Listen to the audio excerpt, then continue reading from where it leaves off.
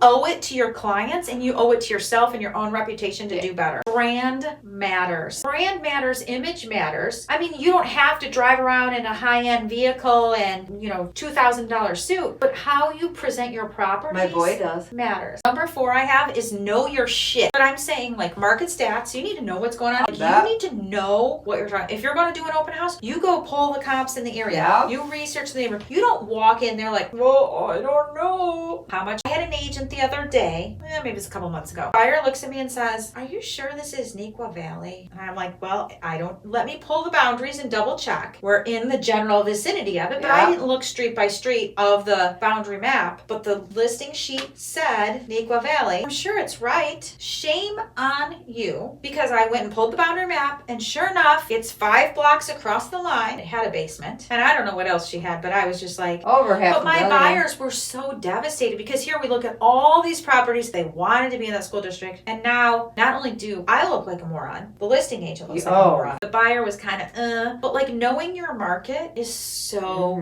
important. I cannot underestimate or overstress how important that is. Knowing the difference between the different style of homes and what they sell for. And if you're a newer age in this business, if you don't have clients and you don't have buyers, you should be going to open houses. You should be getting to know your inventory in the marketplace, because that's how you build confidence. I remember when we first started, that's what they told us: go tour 5 homes a day. Go tour 5 homes a day. Or at least look on MLS at. I will say yes, but how many times do you look at something on MLS and then you walk inside and it looks totally different? You need to go look at those properties. You need to know if you're in Oak Lawn and someone wants to be in Eagle Ridge. Where's Eagle Ridge? There are certain subdivisions and certain communities that are sought after. And if you're going to work those communities, you need to understand when you're in Tinley Park, you need to know the dividing line between District 230 and Tinley Park District. 2 different high schools. There's a dividing line. People want one or the other. It's different.